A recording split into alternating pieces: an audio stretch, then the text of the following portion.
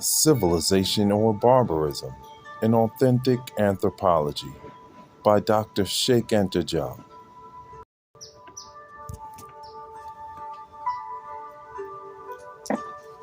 One must never lose sight of the initial structure that made possible the emergence of this type of state, namely the existence at the beginning of a class of citizen landowners who long controlled the situation, which allowed it to proletarianize the newcomers to whom the rights of citizenship were long denied. The conditions of the immigrants' arrival and settlement did not allow them to dramatically reverse the situation or even to change it. However, the Dorian conquest preceded this state of affairs. At the time this type of state was being formed, human struggles, of course, constantly subtended by economic interests, occupying fertile soil, disputing vital resources. But the victories were always those of one ethnic group over another. The victorious ethnic group dictated its laws which governed relationships between the conquerors and the conquered, between the Eupatridae, a noble birth, and the Thetes and Athens, from the collapse of Mycenaean society after the arrival of the Dorians in the 12th century BCE. This new society was already present in Athens and Sparta in the 8th century BCE, as is shown in Hesiod's great poem, Works and Days.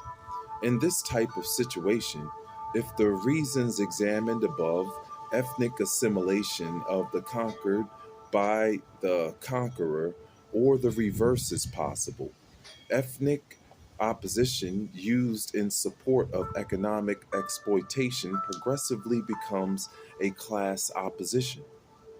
This is the kind of evolution that occurred in Athens between the 8th and 4th centuries BCE, and in the Gaul that was conquered by the Germanic Franks, from whom the France of today gets its name.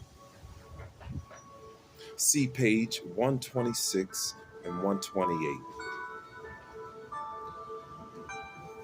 4. The Spartan and Tutsi type of state. If, for whatever reason, the conquering ethnic group refuses to mix with the indigenous conquered element and bases its domination on this absolute separation, the opposition is essentially ethnic and will always be resolved in ancient and modern history by genocide.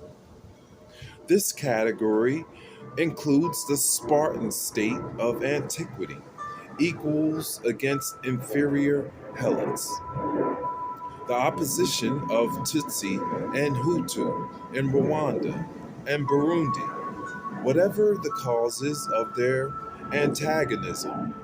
The three Americas, including Canada in varying degrees, Australia, New Zealand, Tasmania, Scandinavia, up to a point, Greenland, South Africa, a large part of Asia, and still others.